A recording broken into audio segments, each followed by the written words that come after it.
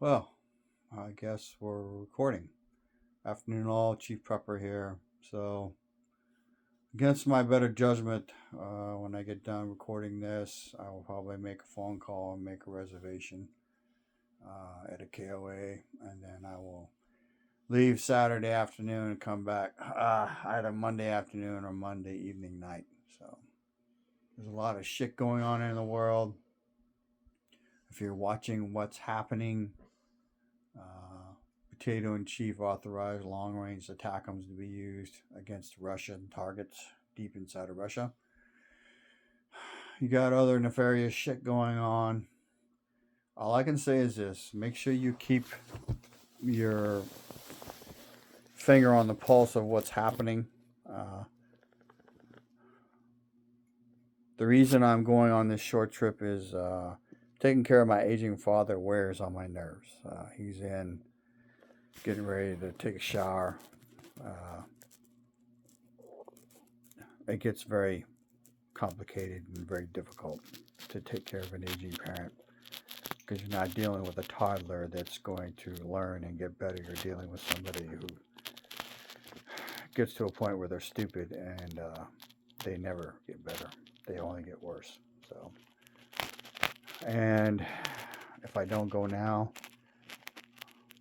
whatever's coming in the future, I may not get another break. Like the next gun show that I will want to go to probably won't be until March.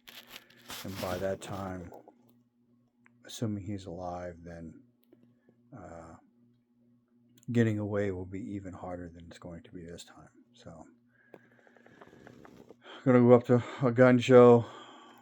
I really don't need to buy a gun up there. I'm just going, and that's one of the things I'll do. And then, sorry, I stopped by my mechanic's place and he cleared a check engine light on my van. I'm going to have some work done to it. So that was one of the things that was weighing against me going is my van check engine light. If it was going to come back on or stay on, then I probably wouldn't go. But weather's supposed to be good, my kind of weather. It's going to be lows in the 40s, highs in the 70s. So it'd be near perfect motorcycle riding weather, which is what I normally do up there. So later, probably mid-December, I'll do a video like I did last year, writing down my goals for this year and look at how many of them I accomplished and how many of them I didn't. And then I encourage you to make lists and try to divide those lists up into months and quarters because most people's money revolves around monthly bills. So based on how much you have left over, if you have any left over, then you can make decisions on what you want to spend that discretionary money on. So I went to Northern Tool to buy an RV extension cord that I'm actually going to cut up or cut the end off of one end, and then basically I need to wire in a different plug, and then because I need to power the electric range, I'm going to try and work on it and try and figure out if I can fix it or not. So I watched a video basically saying the front control panel is a real problem. So, which is what I already replaced a second time, and the second time it didn't fix it. But I need to provide power to that without it being in the house. Fix it. Apparently, those particular ovens are problematic at best. So, also bought 3 more welding blankets. But while I was in Northern Tool, I noticed that they had Honda generators on hand. They're regular $10.99 for the 2200i non-companion version because I already have a companion. So, excuse me. Sorry about that. I don't know if you could hear it or not, but anyway, better out than in, as Shrek says. But I have a 2200i companion already, and it has a 30 amp plug on it. So basically, I have the slave cables to go in between the two as well. So it would allow me to run 30 amps off of 2 little generators. Or what I'm really buying it for is so that if I need to run generators and I want to be quiet, then I can run one to power the current deep freeze. Eventually I can move the second deep freeze back where I'm going to, and then it'll power those two, and then I can power the refrigerator freezers that are in the house off of the second generator, or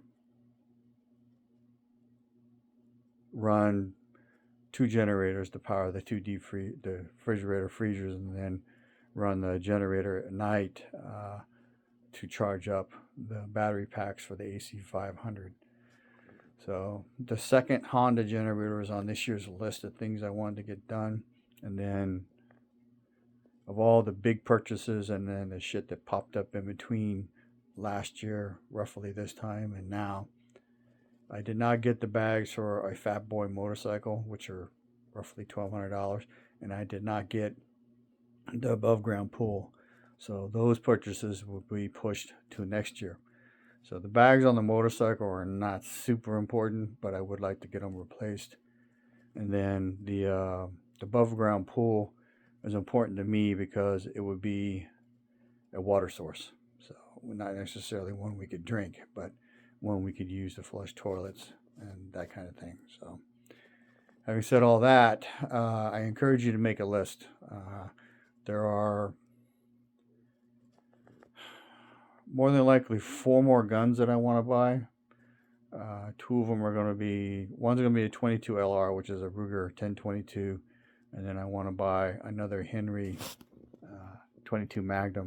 This one is a lever action. Then I want to buy a Henry 3030 with a threaded barrel and Picatinny rails on the front of it. And then an M1 Garand. So I might look into the CMP program to see if I can buy one through that. And if I can, then get a really good one, because I think having a semi-automatic 8-round capacity, big bullet weapon set up properly would be really, really good to have. So that'll pretty much round me out. There's 1 or 2 more handguns maybe I want to get. Like really just one. I want to get a 45 Long Colt Super Blackhawk or New Blackhawk revolver. Haven't seen them in years, and I went to a gun show in Floresville, and there were 4 of them there. And there was one that was a really good price, but it was off color. Look, a buddy of mine said it might have been Cerakoted, which basically good for weather, bad weather like wet and raining, but not necessarily good for value of the gun, if that makes any sense, which is may have been why it was priced at $675. So, but yeah, so been a busy 2.5 weeks. 2 weeks ago, working on my wife's Jeep. The week after that, I was doing something else. I don't remember what. And then this week has been doctor's appointments.